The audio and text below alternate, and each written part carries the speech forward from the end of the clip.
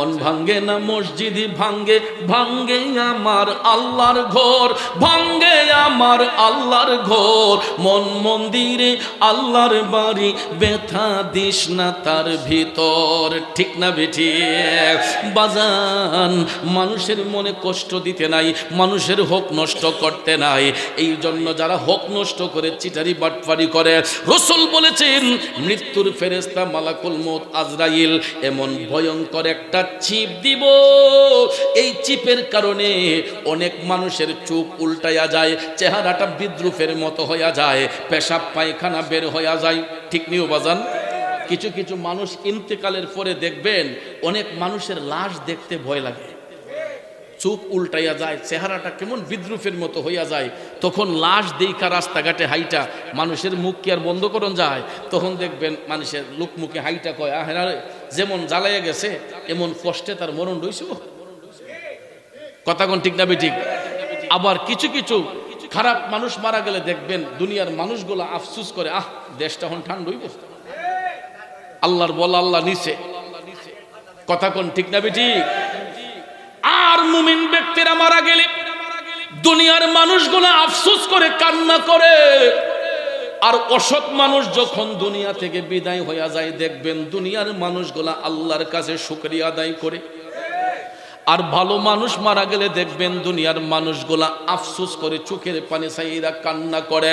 আর জাহান্নামী ব্যক্তিদের বেলায় রাসূল বলেছেন এদের চেহারাটা বিদ্রুপের মতো হয়ে যাবে এবং এদের পায়খানার রাস্তা দিয়ে পেশাব পায়খানা বের হবে এবং এদের চেহারাটা বিদ্রুপের মতো হয়ে যাবে।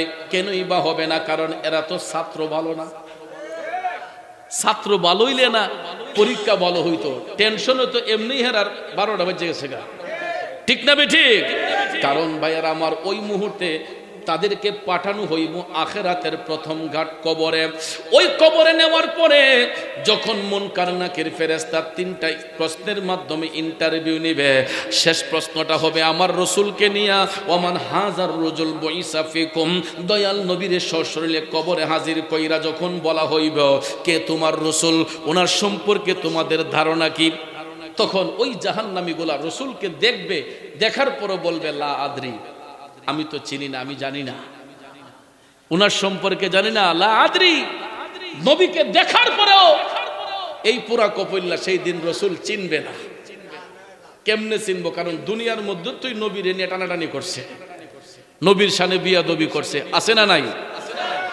ভাইয়ার আমার, বন্ধুর আমার, সামান্যতম বিয়াদবি যদি কেউ দয়াল নবীর শানে করে তার জিন্দেগির সমস্ত আমল বরবাদ হইয়া যাবে। যেমনি ভাবে দুধ দোহন করলে দেখবেন দুধের মধ্যে 1 ফোঁটা চেনা মিশ্রিত হলে দুধটা যেমন নাফাক হইয়া যায়, দুধটা যেন অপবিত্র হইয়া যায়, নবীজির শানে সামান্যতম গুস্তাকে যদি কেউ করে, বিয়াদবি যদি কেউ করে, যত বড় আমল বন্দেগী করুক না কেন তার জিন্দেগির পুরা আমল বরবাদ হইয়া যাবে। ঠিক না বেঠে? এই জন্য আশেক কই, প্রেমিক কয়, লোকে আমায় পাগল বলে আমার দুঃখ লাগে না, আমাকে পাগল করেছে আরবের ওই মদিনা, আমাকে পাগল করেছে আরবের ওই মদিনা। বাবাজির আমার, বন্ধুরা আমার, ওই জাহান্নামী ব্যক্তিগুলা রাসূলকে দুনিয়াতে চিনে নাই, এই জন্য কবরে গিয়ে আমার নবীরে চিনবে না। তখন মুনকার নাকির ফেরেশতা চলে যাবে।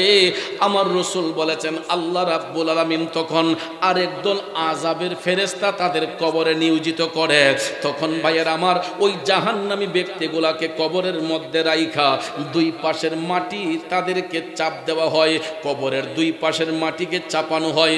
চাপাইতে চাপাইতে চাপাইতে ওই জাহান্নামী ব্যক্তিগুলার 2 পাশের বডিতে, 2 পাশের কবরের মাটি আইনা এমন ভাবে চাপ দেওয়া হবে, মাটির চাপে ডান পাজরের হাড্ডিগুলো হাড্ডিগুলা বাম পাজরে যাবে, বাম পাজরের হাড্ডিগুলা ডান পাজরে যাবে।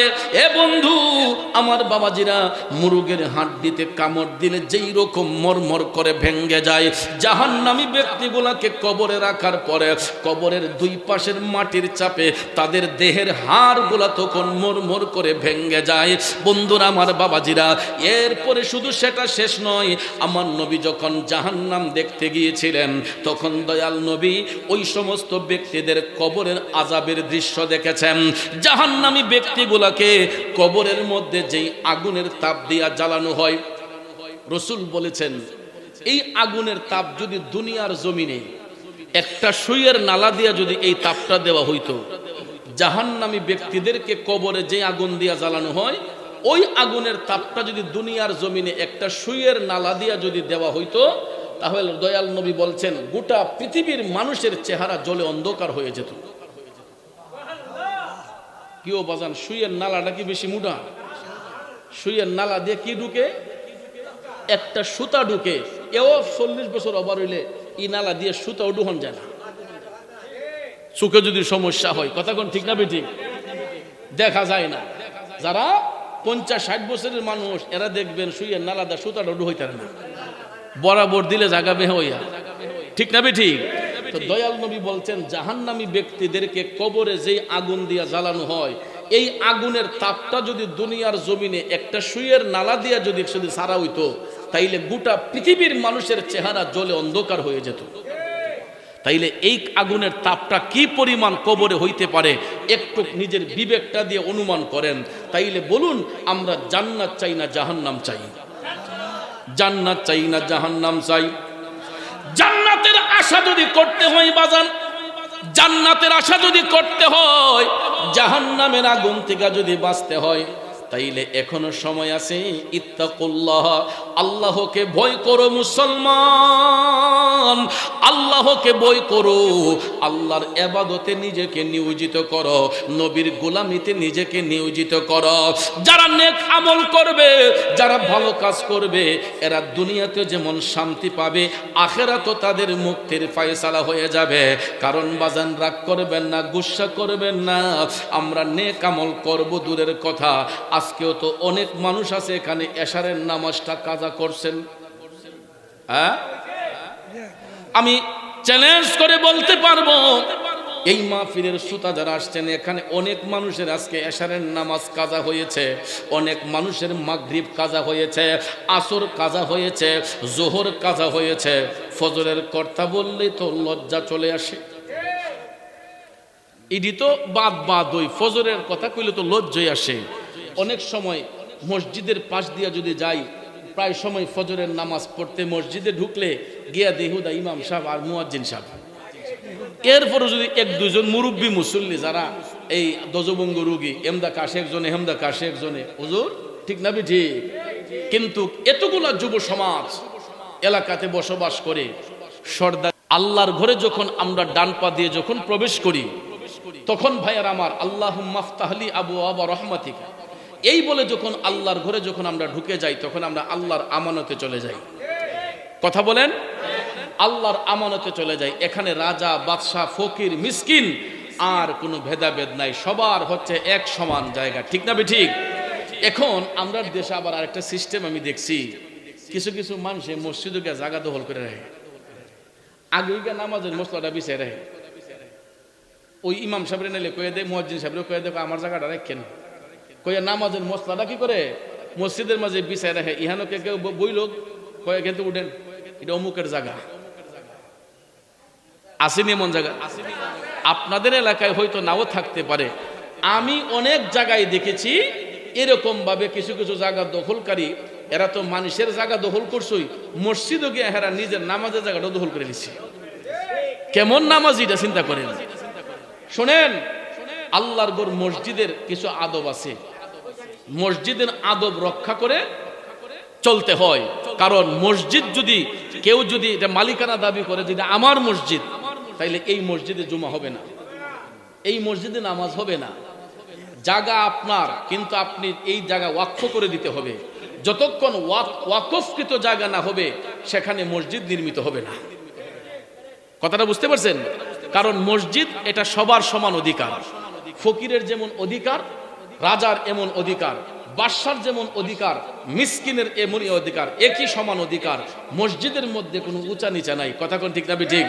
কিন্তু আমার দুঃখ লাগে ওই জায়গায় কিছু কিছু ভদ্রলোক মসজিদে গিয়া যদি এরা যদি কেউ কোনো জায়গায় বসেও যায়, দেখবেন অনেকে কয় এখান থেকে একটু হইরা বল এটা অমুকের জায়গা, সঙ্গে সঙ্গে ঈমান নষ্ট হয়ে যাবে।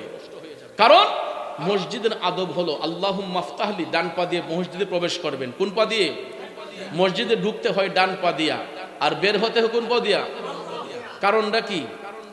সারা জীবন তো খালি শুনলাম ডান পাও দিয়ে মসজিদে ঢুকন লাগে, বাম পাও দিয়ে বের হন লাগে। এই কারণটা কি?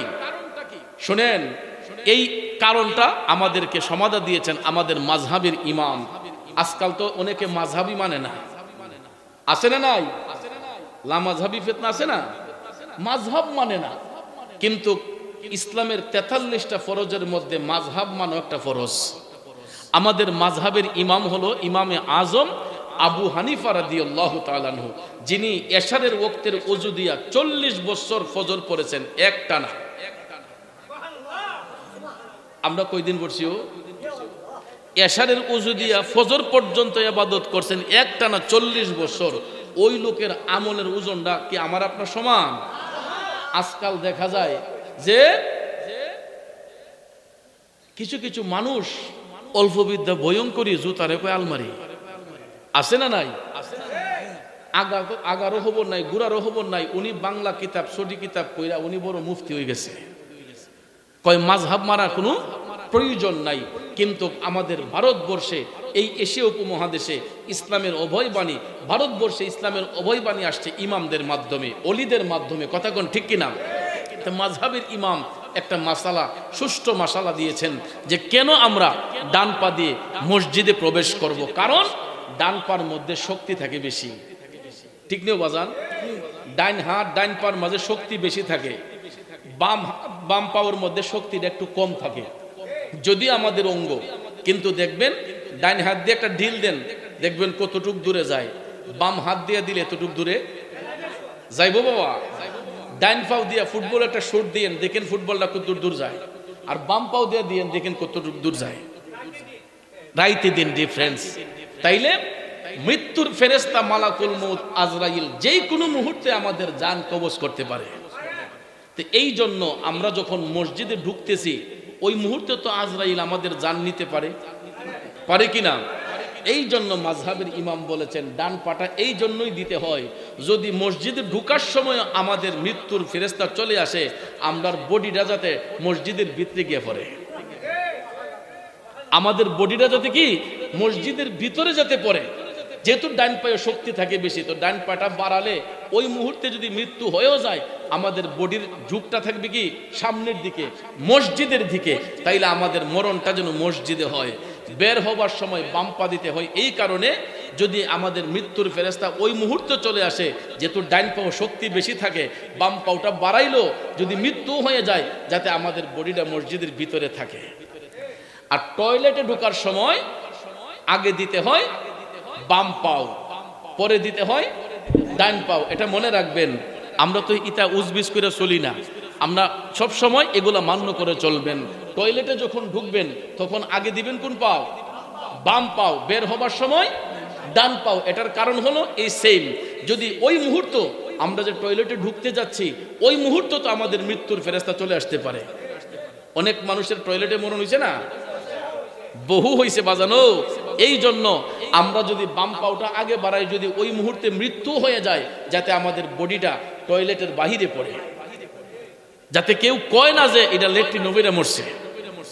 আর বের হবার সময় ডান পা দিয়ে বের হবেন টয়লেট থেকে, এই কারণে যাতে যদি ওই মুহূর্তে মরণ হয়, আমাদের বডিটা যাতে টয়লেটের বাহিরে পড়ে। এই জন্য বাজান মসজিদে ঢুকবেন ডান পা দিয়ে, বের হবেন বাম পা দিয়ে। টয়লেটে ঢুকবেন বাম পা দিয়ে, বের হবেন ডান পা দিয়ে। কথাটা কি মনে থাকবে? এই জন্য বাজান আমার, মসজিদ আল্লাহর ঘর, এটা এমন একটা নিরাপদ জায়গা।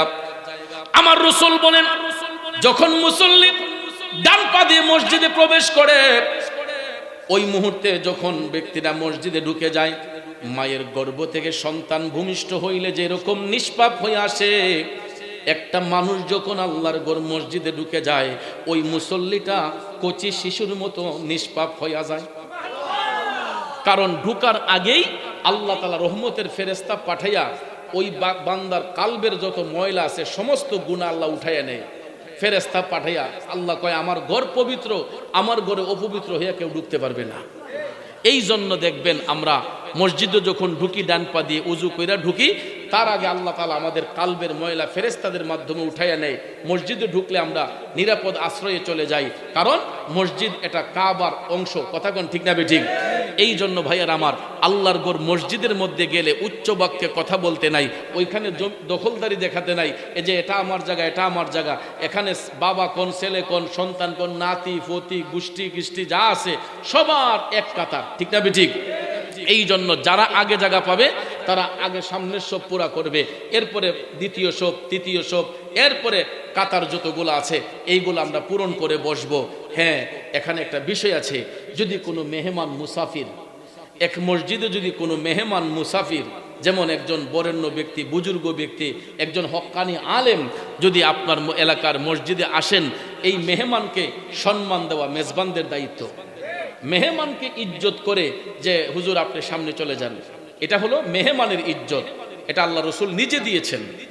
ঠিক না বেঠিক? এরপরে রসুল এটাও বলেছেন, আমাদের মাযহাবের ইমাম শিক্ষা দিয়েছেন যে যদি কোনো মসজিদের ইমাম সাহেব, খতিব সাহেব থাকেন মসজিদে, যদি উনার সমপর্যায়ে আরেকজন আলেম যদি আসেন, ওনার উচিত হলো ওনাকে ইজ্জত করা, যে হুজুর আপনি নামাজটা পড়ান। এটা হলো আলেম আলেমকে ইজ্জত দিবে। কথা কোন ঠিক না বেঠিক? কিন্তু আমাদের সমাজে এরকম কোনো জায়গার মধ্যে পাওয়া যায় না। অনেক জায়গার মধ্যে গেলে একজন ভালো মানুষ গেলেও, একজন মুফতি সাহেব গেলেও, একজন পীর সাহেব হুজুর গেলেও, অনেক পাড়া মহল্লার ইমাম সাহেবরা মনে করে যে নামাজটা পড়াইলে নিয়ে আমার সম্মান নিয়ে কমে জায়গা না, বরঞ্চ আপনার ইজ্জত আল্লাহর দরবারে আরো বুলন্দ হবে, কারণ মেহমানকে ইজ্জত দেওয়ার কারণে। কথাটা ঠিক না ঠিক? এই জন্য বাজান আমার, বন্ধুরা আমার, আমরা এই দুনিয়ার মুসাফির, এই দুনিয়াতে কে কতদিন থাকবো এটার কোনো নির্দিষ্ট গ্যারান্টি নাই। অনেক বাবা মনে করে যে আমার ছেলে আমারে কাফন দাফন করব, কিন্তু এটা একবারে ভুল ধারণা। কারণ বাজান, সন্তানের কাঁধেই শুধু পিতার লাশ হয় না, পৃথিবীর মধ্যে এমনও সিচুয়েশন আসে অনেক সময় পিতার কাঁধেও সন্তানের লাশ বহন করতে হয়। আমি হবিগঞ্জের কথা বলি না, আমি রাজশাহী দিনাজপুরের কথা বলবো না, আপনার নবীনগরের মধ্যেও আমি নিজের চোখে দেখেছি কত বাবা নিজের কাঁধের মধ্যে সন্তানের লাশ নিয়ে নিজের হাতে বাবা সন্তানরে কবরে শুয়াইছে। এই জন্য বাজান, মৃত্যুর কোনো সিরিয়াল নাই, কার আগে কে কখন চলে যায় এর নির্দিষ্ট কোনো গ্যারান্টি কেউ দিতে পারবে না। এই জন্য দুনিয়া ছেড়ে যাবার আগে নিজের ঈমান আমলটাকে মজবুত করতে হবে, মানুষের সঙ্গে সদাচরণ করতে হবে, নেক আমলের মধ্যে জিন্দেগি অতিবাহিত করতে হবে। তাইলে দুনিয়াতে যেমন ইজ্জত পাবেন, কবরের মধ্যে গেল শান্তি পাবেন। তাহলে বলুন, দুনিয়া আখেরাতে আমরা সম্মান চাই কি চাই না? আল্লাহর কাছে আমরা সম্মান চাই কি চাই না? তাইলে বেশি বেশি করে আল্লাহর ইবাদত করবেন, জিকির করবেন, কারণ ফরজ ইবাদতের মাধ্যমে বান্দার গুনাহ মাফ হয়, আর নফল বন্দেগীর মাধ্যমে বান্দা আল্লাহর ওলি হয়। বাজান, ফরজ ইবাদতের মাধ্যমে বান্দার গুনাহ মাফ হয়, কিন্তু ওলি হইতে গেলে নফল বন্দেগী লাগে। এই জন্য দেখবেন পরীক্ষার মধ্যে 33 পাইল তো ফাঁস, হুজুর 100-র মধ্যে কি 33 পাইল ছাত্র ফাঁস। আপনারা কোন তো এই ফাঁসের কোনো গুণাগুণ আছে? এটা বিশেষ বিবেচনায় ফাঁস, তাই না? 33 পাইলে কোন রকম ফাঁস। আর যদি লেটার পাইতে হয়, ফার্স্ট ডিভিশন পাইতে হয়, A+ পাইতে হয়, গোল্ডেন পাইতে হয়, তাইলে 100-এ 100 আনসার করতে হয়। আর 100-এ যারা 100 পায় এরা গোল্ডেন A+ পায়। এরপরে যারা 80-র উপরে পায় এরা A+ পায়। কথা কোন ঠিক না বেঠিক? এরকম ভাবে মার্কের উপর ভিত্তি করে আমাদের ডিভিশন আসে, আমাদের গ্রেড আসে। তো এই জন্য ভাইয়ের আমার, বন্ধুরা আমার, ফরজ ইবাদত করলে আল্লাহ তাআলা বিশেষ বিবেচনায় ফাঁস করাইয়া দেয়, কিন্তু আল্লাহর বন্ধু হইতে গেলে আমাদেরকে ওয়াজিব, সুন্নত, নফল, মুস্তাহাব প্রত্যেকটা আমলের দিকে আমাদেরকে গুরুত্ব দিতে হবে। কথা কোন ঠিক কি না? এই জন্য বাজান, ফরজ ইবাদতের পাশাপাশি তাহাজ্জুদের অভ্যাস করবেন। কারণ আমরা তো এখন মোটামুটি যারাই এলাকাতে বসবাস করি, শহরে বসবাস করি, 11টা 12টার আগে কেউ বিছনায় যায় না। কথাটা ঠিক না? 11টা 12টার আগে সাধারণত আমরা এখন গ্রামে বলেন শহর বলেন কেউ বিছানায় যায় না। যদিও কোনো ইনকেস চোখের মধ্যে ঘুম চলে আসে, আমাদের তখন তথ্য প্রযুক্তির যুগ, আমাদের হাতে এখন অ্যান্ড্রয়েড আছে, মোবাইল ফোনের মধ্যে অ্যালার্ম দিয়ে রাখেন। অত রাত্রে 2টা 2:30 3টায় অ্যালার্ম দিয়ে রাখেন, 3টার সময় 2:30টার সময় উঠা আপনি একটু উজু করে তাহাজ্জুদের নামাজটা পড়েন। তাহাজ্জুদের নামাজ যদি আমরা পড়ি, তাহাজ্জুদের নামাজ পড়ে আপনি আল্লাহর কাছে যা চাইবেন আল্লাহ বান্দার সে আশাই পূরণ করে। কারণ ভাইয়ের আমার, পরিশ্রমে ধন আনে, পুণ্যে আনে সুখ, আলস্যে দারিদ্র আনে, পাপে আনে দুঃখ। ঠিক না ঠিক? আমাদের একটু পরিশ্রম হবে, যদিও আমরা তাহাজ্জুদের নামাজটা পড়তে একটু কষ্ট হয়, কিন্তু কষ্ট ছাড়া কি সফলতা আসে? প্রত্যেকটা কাজের পিছনে দেখবেন সফলতা আসে পরিশ্রমের কারণে। ঠিক না ঠিক? তাহলে আমরা চেষ্টা করলেই পারি। মানুষের অসাধ্য কিছু নাই। মানুষ যদি জঙ্গল দিয়ে হাঁটে, জঙ্গলটারও মঙ্গল হয়ে যায়। ঠিক না ঠিক? দেখবেন জঙ্গলের ভিতর দিয়ে মানুষ হাঁটলে একটা সরু রাস্তা হয়ে যায়। কৃষক ভাইরা এই যে জমিনের লাইলা দিয়ে হাঁটে, এদিকে তার গাড়ি ঘোড়া চলে না, মানুষ হাইটা চলে। তখন দেখবেন চোখের মাঝখান দিয়া কৃষক যেই দিকে হাঁটে, মানুষ যেই দিকে হাঁটে, দুই পাশে ঘাস থাকে, মাঝখানে দেখবেন একটা সরু রাস্তা থাকে। কারণ মানুষের পায়ের ছাপ যেই দিকে পড়ে ওই দিকে রাস্তা হয়ে যায়। তাহলে আমাদের পায়ের ছাপে যদি জমিনের মাঝখান দিয়ে রাস্তা হয়ে যায়, জঙ্গলার ভিতরে রাস্তা হয়ে যায়, আমরা যদি নেক আমলের পথে হাঁটি, আমরা যদি ইমানের পথে হাঁটি, তাইলে আমাদের ইমান আকীদাকে মজবুত করতে পারবো না? তাহলে আমরা চেষ্টা করলেই পারবো। মানুষের অসাধ্যের কিছু নয়, সব কিছু মানুষের সাধ্যের ভিতরে। তাহলে অতীতে যা কিছু করছি সব কিছু ছেড়ে দিয়া আমরা 5 ওয়াক্ত নামাজ পড়ব, আমরা হালাল রিজিক খাবো, হারাম ব্যবসায় কেউ যাব না, আমরা সৎ পথে থাকবো, সত্যের পথে থাকবো ইনশাল্লাহ। তাইলে দেখবেন আমাদের ভবিষ্যৎ সুন্দর হবে, পরিবারে শান্তি আসবে।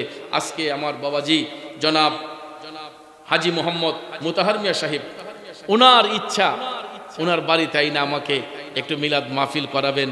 আমার বন্ধু জনাব মাহবুবুর রহমান সাহেবকে উনি বলেছেন যে মুরাদ হুজুরকে কিভাবে আনন্দ যায়, আপনি এইটা একটা সুযোগ করে দেন। তাহলে আল্লাহ পাক আমার আশাকেও কবুল করেছেন, আপনাদের কাছে আসতে পেরেছি। আর আজকে দেখেন সারা দিন আকাশের অবস্থা এত ভালো ছিল না। ঠিক না ঠিক? এটাও কিন্তু আল্লাহর একটা দয়া, আল্লাহর দয়া না? কারণ এই দিনের কোনো গ্যারান্টি আছে? যেই কোনো মুহূর্তে বৃষ্টি আসতে পারে। বিকালবেলা আমি দেখছি আকাশটা ভেবলা ভেবলা ভাব, মেঘাচ্ছন্ন ভাব, না জানি কোন সময় আই পড়ে, এরকম একটা চিন্তা ভাবনা ছিল। কিন্তু আল্লাহ তাআলা রহমতের বৃষ্টি দিয়া আমাদেরকে আল্লাহ হেফাজত করেছেন। ঠিক না ঠিক? রহমতের বৃষ্টি থেকে আমাদেরকে হেফাজত করেছেন, আমাদের মাহফিল খানার পরিবেশকে আল্লাহ সুন্দর রেখেছেন। তাহলে এটাও তো আল্লাহ শুকরিয়া আদায় করা দরকার। ঠিক না ঠিক? আমরা আলহামদুলিল্লাহ বলি যে আল্লাহ যে আমাদেরকে বৃষ্টি মুক্ত করে, মেঘ মুক্ত করে জান্নাতের বাগানে বসার সুযোগ দিয়েছেন। আজকে জুমার রাত, এখানে অনেকের মা নাই, বাবা নাই। আমি নিজে একজন বাবা হারা এতিম। আজকে 27 বছরের উপরে আমার আব্বা দুনিয়াতে নেই। আগামী নভেম্বর আসলে 28 বছর হয়ে যাবে। এই অল্প বয়সে বাবা হারাইছি। আমার বাবার জন্য দোয়া চাই, এবং এখানে যারা আমার মতো বাবা হারিয়েছেন, মা হারিয়েছেন, অনেকে স্বজন হারিয়েছেন, সবার আত্মার শান্তির জন্য দোয়া হবে। আল্লাহ পাক যেন আমাদের সবাইকে কবুল করেন। যেহেতু রাত 12টার সন্নিকটে আমাকে আবার ভৈরবে যেতে হবে, আমি তো জুমা পড়াই ভৈরব, সেখানে যেতে হবে। তো আমরা মিলাদ মাহফিল করে আরেকটু জিকিরের তালিম করব, একটু সবাই মিলে একটু জিকির করব। রাজি আছেন নি? কারণ জিকির হলো আফদালুল এবাদত। এবাদত, উত্তম এবাদতের মধ্যে জিকিরও একটা এবাদত। কিন্তু আমাদের দেশে জিকির নিয়ে অনেকে ট্রল করে, মস্কারা করে, কিন্তু বাজান জিকির কোনো মস্কারার এবাদত নয়। আলা বিযিকরিল্লাহি তাতমাইন্নুল কুলুব, যেই কালবের মধ্যে আল্লাহর জিকির থাকে নিশ্চয়ই এই কালবকে আল্লাহ প্রসারিত করে দেয়, বুলন্দ করে দেয়। এবং আল্লাহ তাআলা বলেছেন ওয়ামান আ'রাদা আন যিকরি ফাইন্না লাহু মাঈশাতান দানকা ওয়া নাহশুরুহু ইয়াউমাল কিয়ামাতি আ'মা। যারা আল্লাহর স্মরণ থেকে দূরে সরে যায়, আল্লাহর জিকির থেকে যারা গাফেল হয়ে যায়, আল্লাহ বলেন আমি তাদের জন্য কঠিন শাস্তি নির্ধারণ করে রেখেছি কিয়ামতের ময়দানে।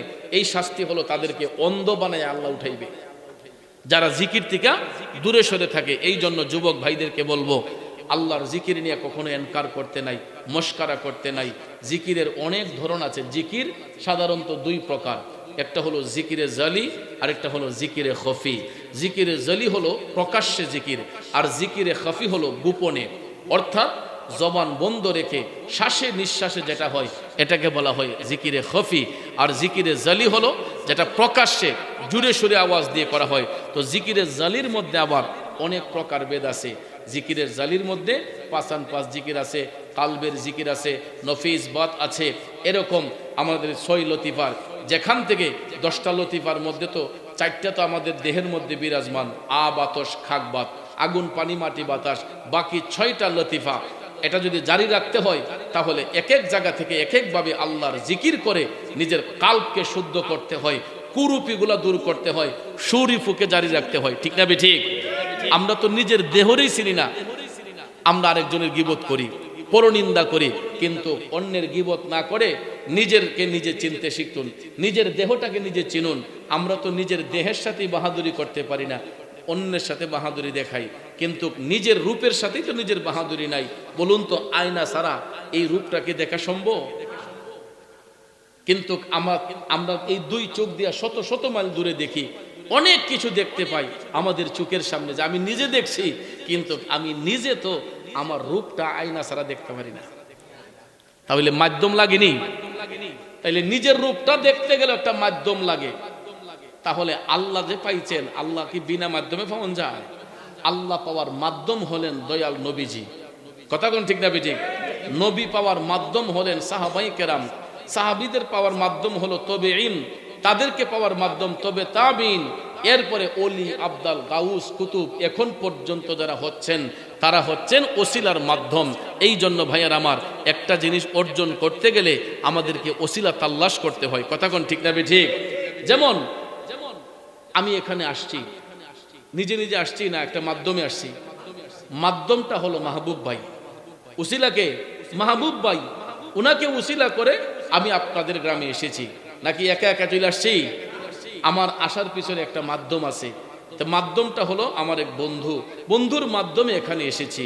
তো এই ঠিক এইরকম ভাবে আল্লাহর কাছে যাইতে হলে আমাদেরকে একটা মাধ্যম অনুসরণ করতে হয়। মাধ্যমটা হলো পীর মুর্শিদ উস্তাদ।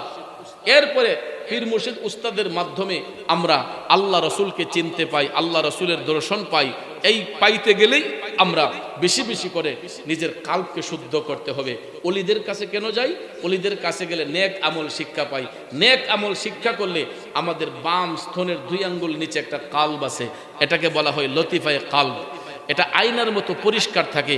নারী পুরুষ যখন সাবালক হয় তখন পাপ করতে করতে এই পরিষ্কার কাল্পটা টিক্কার মতো কালো হয়ে যায়। আর এই অন্ধকার কাল্পকে জিন্দা করতে হলেই বেশি বেশি করে আল্লাহর নামের জিকির করতে হয়, আল্লাহর নামের জিকির করতে হয়। আর এই জিকির দিয়ে যখন কাল্বের মধ্যে আঘাত করবেন, লৌহেতে জং ধরলে হাতুড়ি গরম করে বাড়ি দিলে দেখবেন লৌহের জং দূর হয়। ঠিক তদ্রুপ ভাবে বান্দার কাল্বের মধ্যে যেই গুনাহ জমে থাকে, ময়লা জমে থাকে, আল্লাহ নামের জিকির করলে এই কাল্বের ময়লা পরিষ্কার হয়। এই জন্য এই ময়লা পরিষ্কার করতে গিয়েই আমরা একজনের উসিলা ধরি, একজন আলেমের শরণাপন্ন হই, একজন হক্কানি পীর মাশায়েখের উসিলা আমরা ধরি। কারণ মাধ্যম ছাড়া কোনো জিনিস হাসিল করা যায় না। কারণ উস্তাদ ছাড়া কি শিখান যায়? যেই কোনো জিনিস উস্তাদ ছাড়া শাগরিদের শিক্ষা গ্রহণ করা সম্ভব হয় না। তো এই জন্য আমরা আল্লাহ রাসূলকে চেনার জন্য একটা প্রতিষ্ঠানে যাই। একটা হলো জাহিরি প্রতিষ্ঠান, একটা বাতিনি প্রতিষ্ঠান, একটা হলো জেনারেল প্রতিষ্ঠান, একটা আধ্যাত্মিক প্রতিষ্ঠান। জেনারেল শিক্ষা প্রতিষ্ঠান হলো দুনিয়ার স্কুল, কলেজ, মাদ্রাসা, ইউনিভার্সিটি, এগুলো হচ্ছে দুনিয়ার বিদ্যালয়। আর আধ্যাত্মিক বিদ্যালয় হলো ওলি আল্লাহর দরবার, যেখানে গেলে দুনিয়া এবং আখেরাত পাওয়া যায়। কথা কোন ঠিক না ঠিক? দুনিয়া আখেরাতের শিক্ষা পাওয়া যায়। তো এই জন্য বাজান, আমরা কখনো গীবত করব না, পরনিন্দা করব না, মানুষকে নিয়ে কখনো তামাশা করব না। কোনো মানুষের গীবত লা ইলাহা ইল্লাল্লাহ লা ইলাহা লা ইলাহা লা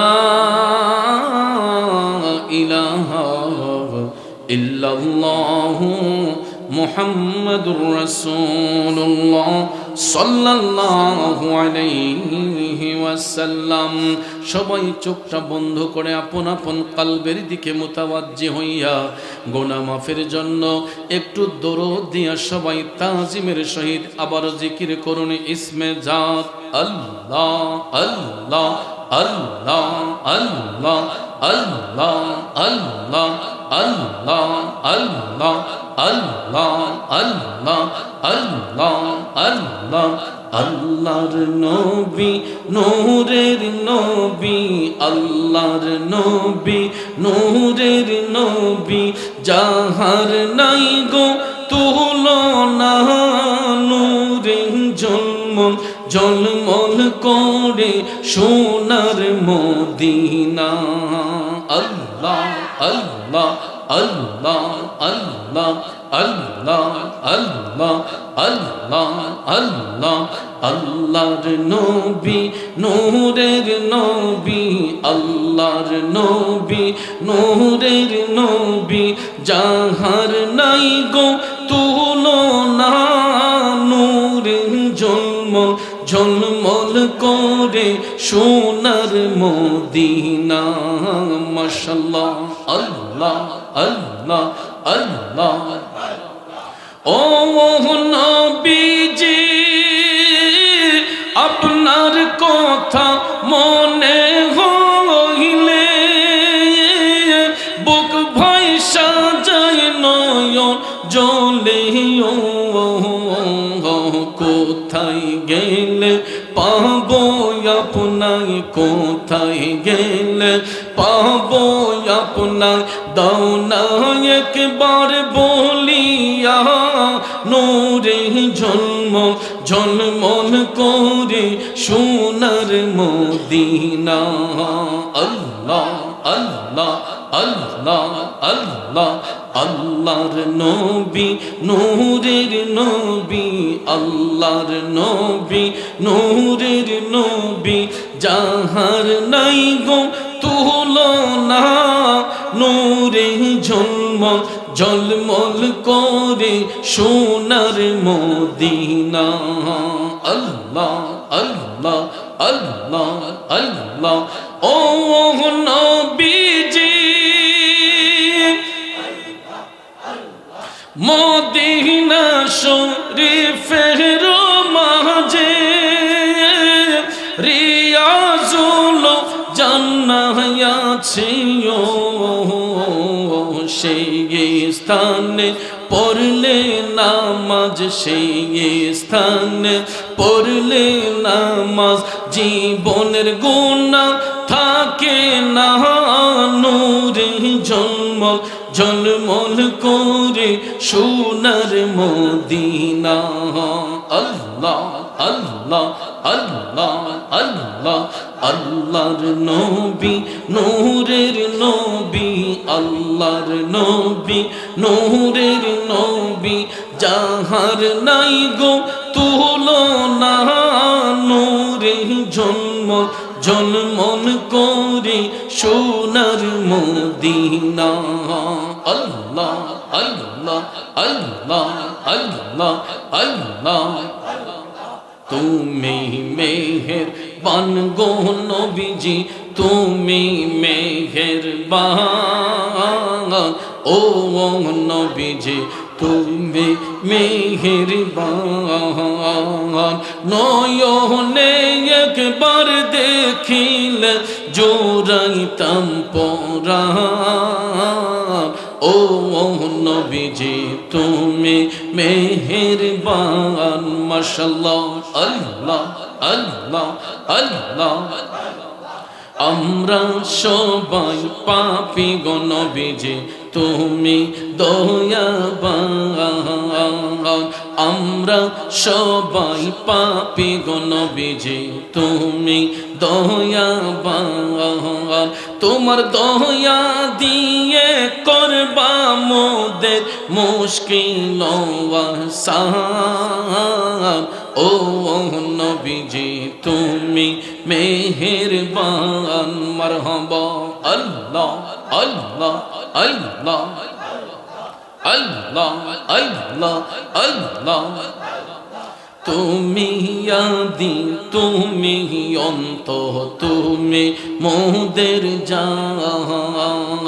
খোদার কাছে পাক যে তোমার পবিত্র জবান। ও নবীজি তুমি মেহেরবান। মাশাআল্লাহ, আল্লাহ আল্লাহ আল্লাহ আল্লাহ। কত কষ্ট করলা নবীজি ওহুদের ময়দান। দান দান মোবারক শহীদ করলো কাফির বেঈমান। ও নবীজি তুমি মেহেরবান। মারহাবা, আল্লাহ আল্লাহ আল্লাহ আল্লাহ আল্লাহ। ও দুম মোরা কেঁদে বলে গাইব নবীজির শান। নবীজির চরণ না পাইলে হইব পেরেশান। ও নবীজি তুমি মেহেরবান। মাশাআল্লাহ, আল্লাহ আল্লাহ আল্লাহ আল্লাহ আল্লাহ আল্লাহ আল্লাহ। আই মোহাম্মদ কামলিওয়ালা আই রে আমার বুকে আয়। আই মোহাম্মদ কামলিওয়ালা আই রে আমার বুকে আয়। ডাকে যে তোর পাগলেরা কান্দি দে মোর কলি যায়। ডাকে যে তোর পাগলেরা শান্তি দে মোর কলি যায়।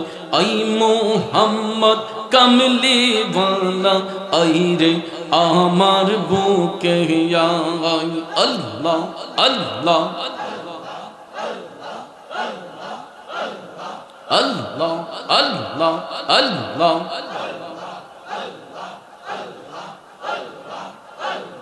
চাঁদ সূরজার গ্রহ তারা জিন ইনসানার ফেরেশতারা। চাঁদ সূরজার গ্রহ তারা জিন ইনসানার ফেরেশতারা। দিন রজনী চাইছে তারা ফুল তুলে দিতে গোলায়। আই মোহাম্মদ কমলিওয়ালা আই রে আমার বুকে আয়। আল্লাহ আল্লাহ আল্লাহ আল্লাহ আল্লাহ।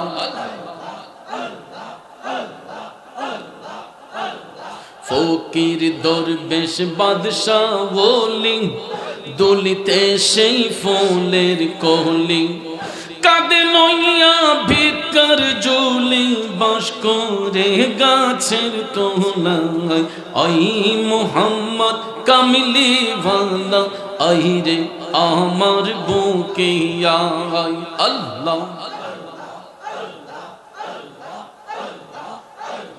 লা ইলাহা ইল্লাল্লাহু মুহাম্মাদুর রাসূলুল্লাহ সাল্লাল্লাহু আলাইহি ওয়াসাল্লাম। চিৎকার মেরে বলি মারহাবা। দয়াল নবী মায়ার নবী কোথায় রইলেন শুহিয়া। দেখা দিন গো নূরের নবী গোলাম জানিয়া। দেখা দিন গো আল্লাহর হাবিব স্বপ্নে আসিয়া। আলহামদুলিল্লাহ। সম্মানিত হাজিরিন, দেখতে দেখতে রাত 12:30 কাছাকাছি, 12:15 ওভার। তো আমার কথায় ভাষায় আলোচনায় ব্যবহারে কারো মনে কষ্ট পেয়ে থাকলে কষ্ট নেবেন না। তরিকতের স্বার্থে সুন্নিয়তের স্বার্থে আপনাদেরকে অনুরোধ করব, হাটে ঘাটে যেখানে যেই অবস্থায় থাকি আমরা ওয়াক্ত মোতাবেক নামাজ পড়ব। জি, ওয়াক্ত মোতাবেক নামাজ পড়ব। আমরা হালাল রিজিক বক্ষণ করব, হারাম থেকে বেঁচে থাকব। আল্লাহ পাক যেন আমি সহ আমাদের সবাইকে হারাম থেকে মুক্ত রেখে হালাল পথে যেন চলার সুযোগ দান করেন, নেক আমলের করা তৌফিক দান করেন। সবাই বলি আমিন।